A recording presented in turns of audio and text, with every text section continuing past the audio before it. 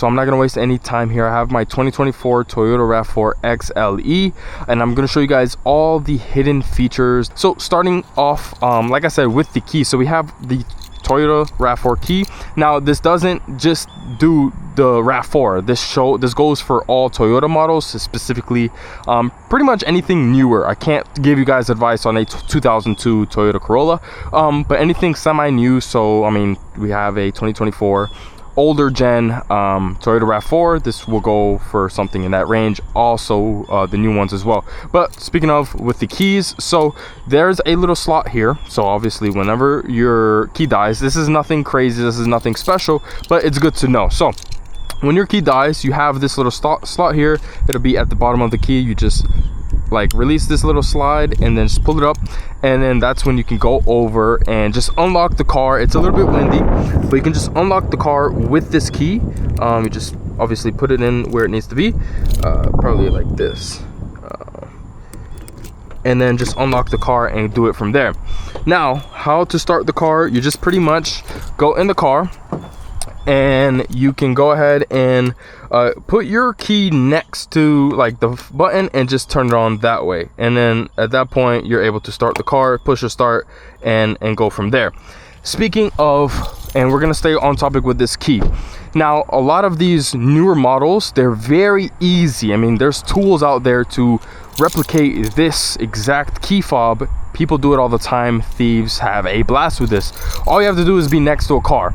Also, this button right here, that sensor, that connects to every single car in the parking lot, but your sensor in your car and the sensor in the key fob, they actually translate with each other. But that doesn't mean I'm still trying to communicate with other cars around my car to see if there's a connection there. So with that being said, and we also have thieves, all they have to do is be near your key. They can replicate your fob, they can get into your car, and then obviously all they have to do is just be next to your car. That unlocks the car, that locks the car. That's not really hidden, but obviously whatever. So if you want the anti-theft, you want to keep your car secure, let's say you park in a horrible neighborhood and somewhere you probably shouldn't be, but you have to be there for a little bit, you'll go ahead and hold this lock button, and then press the unlock button twice. So I'll show you right now.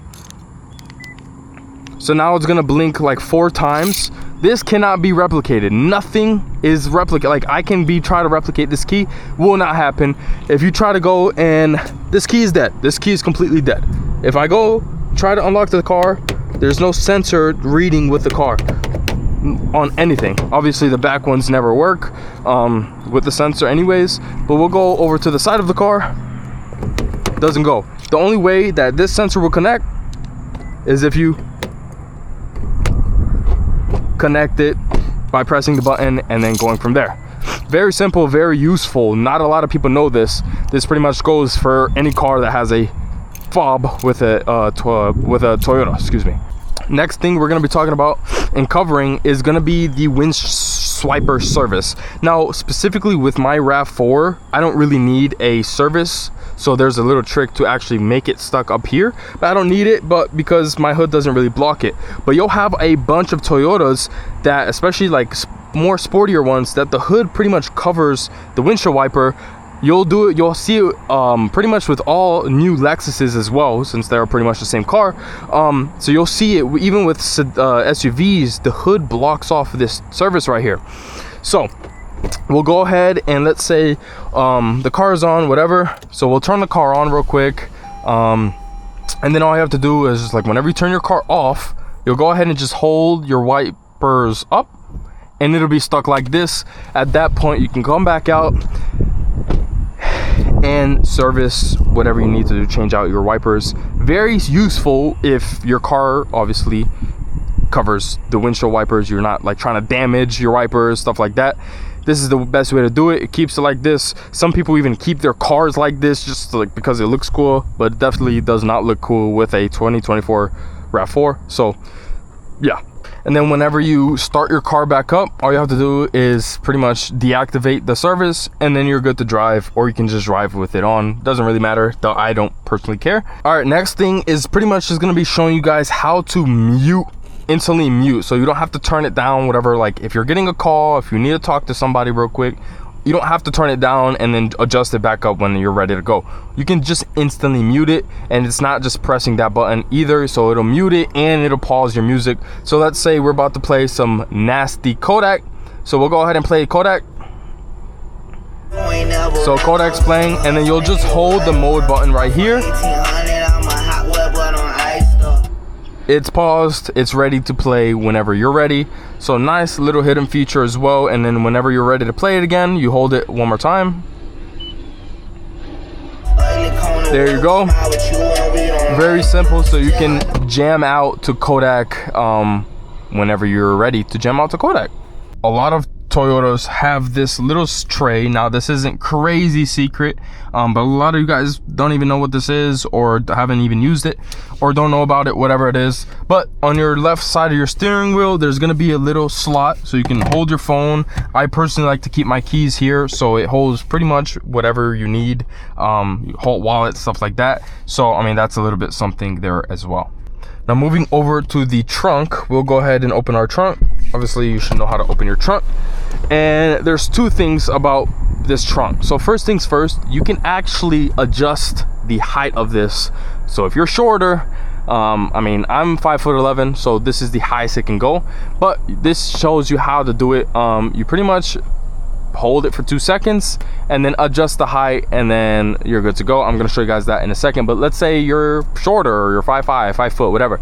You can hold it for 2 seconds, and at that point you can adjust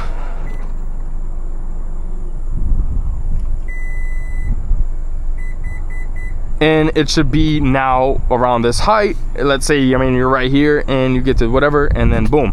So that's it right there. So let's go ahead and adjust it right back to where it needs to be at the very top, and then you're good to go. Another thing, I know this is a crazy mess, but you know, your boy's busy. So this is actually not the trunk lid that, I mean, you guys are like see or advertised. There's actually, I mean, it's cloth, right? So let's say, I mean, it comes with cloth. Let's say you need to put some construction, some muddy boots, something like that. You can turn it over to this plastic side. Let me go ahead and move some stuff. Obviously, I'm showing you guys real life, so this is my real life. Let's go ahead and move this out of the way.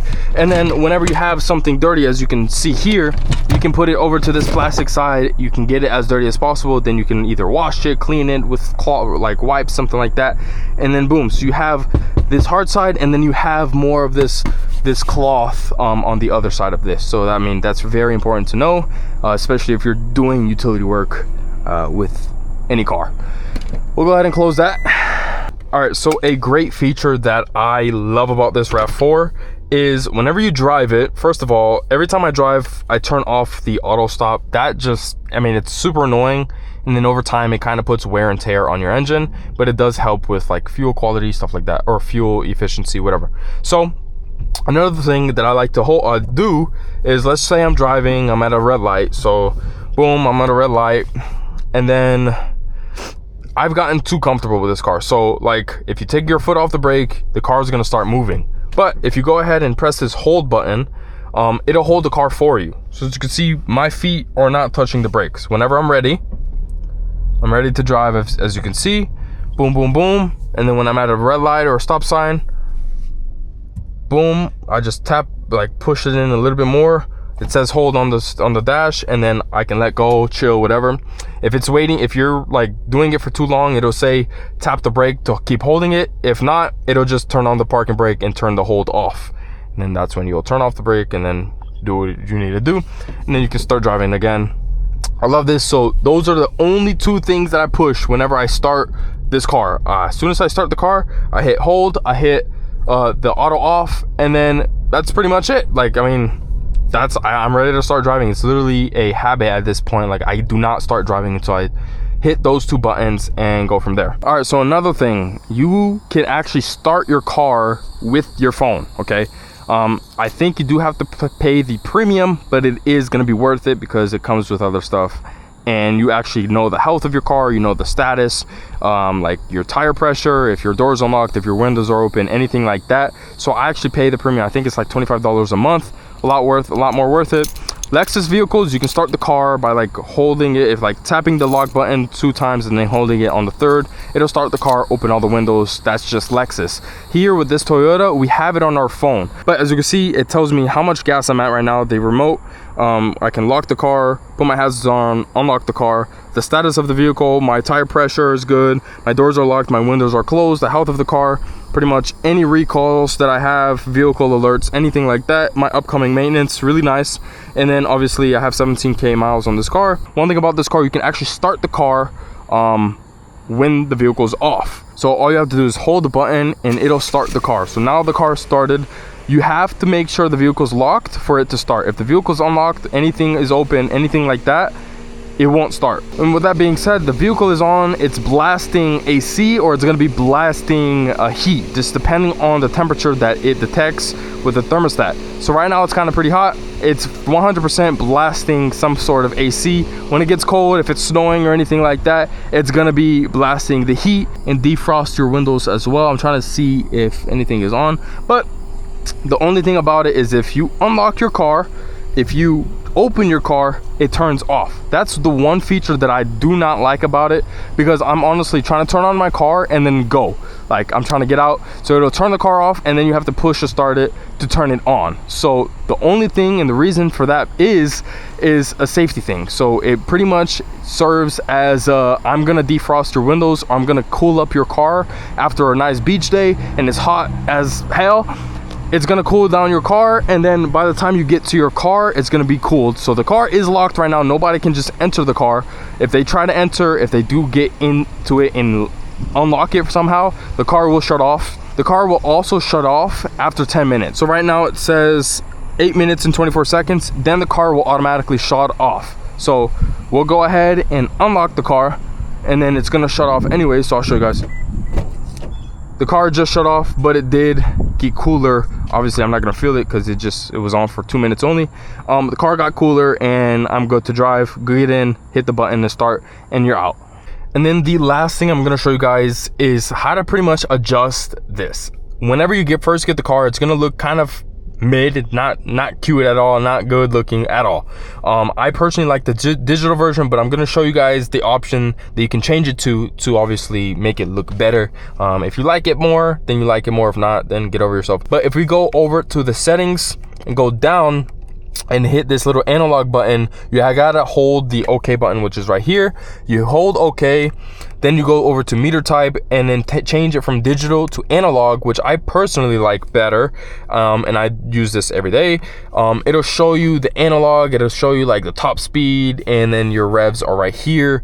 It'll also show you the distance to empty, your total average miles per gallon, the temperature, all that good stuff. So it's all right here, and then whenever you drive, it'll go up. So I like to see that rather than just showing the speed numbers. So yeah, I mean that's my personal preference. So that pretty much sums up this video. If I missed anything, if you guys have some features that I haven't showcased that's probably on your RAV4, go ahead and share that down below.